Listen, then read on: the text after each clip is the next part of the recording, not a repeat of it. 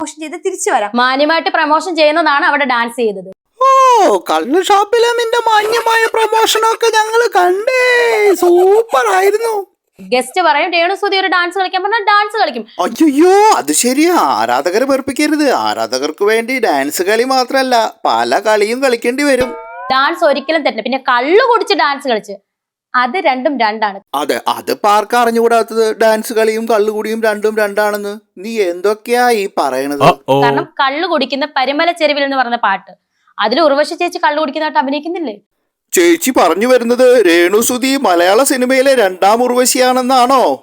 അതുപോലെ ഞാൻ അഭിനയിച്ചിട്ട് ഞാൻ ഡാൻസ് ചെയ്തു, അതിനെന്താണ് തെറ്റ്? അയ്യോ, അതിനൊന്നും തെറ്റില്ല. നീ കുടിക്കേ, കെടുക്കേ, കൂത്താടെ എന്തു വേണേലും ചെയ്തോ, പക്ഷെ പരസ്യമായി നടക്കില്ല എന്നാ പറഞ്ഞത്. അപ്പൊ ചേച്ചി അഭിനയിച്ചത് ഏറ്റവും നന്നായിട്ടാണ് ചേച്ചി ചെയ്തത്. അയ്യോ, അങ്ങനെ പറഞ്ഞൂടാ. ഉർവശിയേക്കാളും മേലെ, അതുക്കും മേലെ നീ അഭിനയിച്ചത്. പൊലിപ്പിച്ചില്ലേ നിന്റെ അഭിനയം? ഞാൻ അതല്ല, റിയലായിട്ട്. അതെ, നോട്ട് ദ പോയിന്റ്. റിയൽ ആയിട്ട്. അതെ. അവര് പറഞ്ഞു ആ ഒരു പാപ്പിലോന്റെ പ്രമോഷന് വേണ്ടിട്ട് അങ്ങനെ ചെയ്തിട്ട്. ഹലോ മാഡം, ഈ റിയൽ എന്നതുകൊണ്ട് എന്താ ഉദ്ദേശിച്ചത്?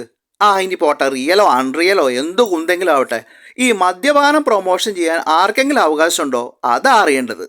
അതായത് കള്ള് കുടിക്കുന്ന പോലെ അഭിനയിച്ചു ഞാൻ ഡാൻസ് ചെയ്തു. അത് എനിക്ക് ഒരു വൾഗാരിറ്റിയും തോന്നിയിട്ടില്ല, ഒരു തെറ്റായിട്ടും തോന്നി. അതൊക്കെ തോന്നണമെങ്കിൽ കുറച്ച് ബോധം വേണം. അതില്ലെങ്കിൽ ഈ വായത്താളം തന്നെ. അതിൽ ഞാൻ എന്റെ ജോലിയാണ് അവിടെ ചെയ്തത്. മദ്യപാനം പ്രോത്സാഹിപ്പിക്കലാണ് നിന്റെ ജോലിയെങ്കിൽ അത് കലക്കി കിടുക്കി തിമിർത്തു.